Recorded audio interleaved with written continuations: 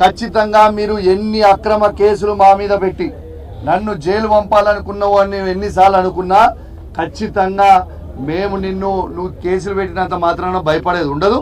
ఇంకా రెట్టింపు, ఇంకా కౌశిక్ రెడ్డి నువ్వు ఎన్ని కేసులు పెడితే కౌశిక్ రెడ్డి మీద అంత AK-47 అయితే గుర్తుపెట్టుకో మిస్టర్ రేవంత్ రెడ్డి. నీ కేసులకి భయపడేటోడు ఎవరు లేరని చెప్పి ఈ సందర్భంగా తెలియజేస్తా ఉన్నాను. ఇంకా ఎక్స్టార్షన్ అని పెట్టిండు. ఎక్స్టార్షన్ అంటే ఏంటిది? ఇలా రేవంత్ రెడ్డి గారు కాంట్రాక్టర్ల దగ్గర 20% కమిషన్ తీసుకుంటుంది. ఎక్స్టార్షన్.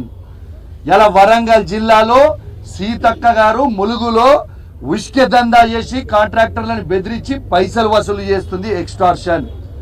ఇవాళ కడియం శ్రీహరి గారు పేదల భూములు బెదిరించి గుంజుకుంటున్నాడు. అదే విధంగా ఇల్లీగల్ గా కారు నడుపుతుంది. ఎక్స్టార్షన్. ఇక్కడ ఉన్న శాసనసభ్యుడు, వర్ధనపేట శాసనసభ్యుడు ఇవాళ పోలీసు వాళ్ళ దగ్గర పైసలు వసూలు చేసి పోస్టింగ్ ఇచ్చింది. ఎక్స్టార్షన్.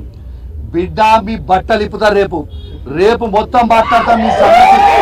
ఇలా ఏమి ఇలా శాంపుల్ చూపించిన రేపు ఎవిడెన్స్ తో సహా ఏ విధంగా మీరు వసూలు చేస్తున్నారో, ఏ విధంగా మీరు అన్యాయంగా తెలంగాణ గవర్నమెంట్ కి నష్టం చేస్తున్నారో ఖచ్చితంగా రేపు హైదరాబాద్ నడిబొడ్డున మా పెద్దలతోని డిస్కస్ చేసి ఖచ్చితంగా దాన్ని బయట పెట్టబోతా ఉన్నాను. రేపు ఎవరు ఊహించుకోని విధంగా రేపు ప్రెస్ మీట్ ఉంటుంది.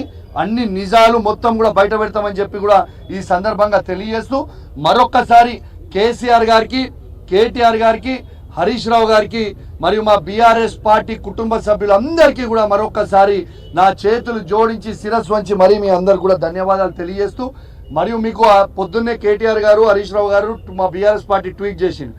న్యాయస్థానం మీద మాకు నమ్మకం ఉంది, ఖచ్చితంగా న్యాయస్థానం మీద నమ్మకం ఉంది అన్నది, న్యాయం గెలుస్తుంది అన్నారు.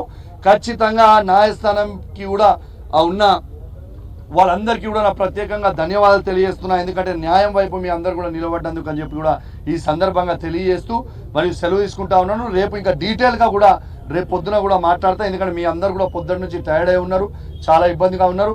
రేపు నేను హైదరాబాద్లో తెలంగాణ భవన్లో అద్భుతంగా ప్రెస్ మీట్ పెడతా.